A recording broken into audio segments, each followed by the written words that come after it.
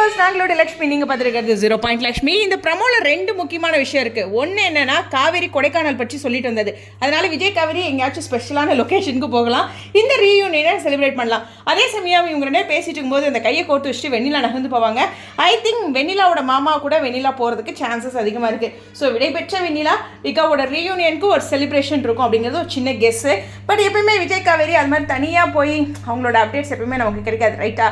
So அதனால் யாராச்சும் இப்போ பசுவோ யாராச்சும் வேறு யாராச்சும் இருந்தால் ஷூட்டிங் ஸ்பாட் அப்டேட் கொடுப்பாங்க. அதனால் இதுக்கப்புறம் நமக்கு ஷூட்டிங் ஸ்பாட் அப்டேட்டும் கிடைக்கல. பட் இருந்தாலும் எல்லாருமே காவேரி வீட்டுக்கு போனது, ப்ரெக்னென்சி ரிவீல் ஆகிறது, இது மாதிரி பேக் டு பேக் சர்ப்ரைஸ் இருக்கிறதுக்கு சான்சஸ் இருக்குது. ஸோ இந்த இடத்துல விகாவோட ரீயூனியன் அடுத்து ப்ரெக்னென்சி ரிவீல் வருமா அப்படிங்கிறதும் ஒரு சின்ன எதிர்பார்ப்போடு இருக்குது. அது ஒரு ஸ்பெஷல் ப்ரமோவாக ஸ்பெஷல் வீடியோவாக அதனுடைய காட்சிகளை அடிப்படையில் நம்ம பேசலாம். ஸோ ஃபைனலி கண்டிப்பாக வெண்ணிலா இந்த இடத்துலேருந்து மாமா கூட மூவ் ஆகுறாங்க அப்படிங்கிறது தான் ரொம்ப ஹைலைட்டான விஷயம். அந்த கையை கோர்த்து வச்சாங்களே, சீரியஸ்லி ஒரு எமோஷனல் கண்ணில் கலங்கிட்டேங்க.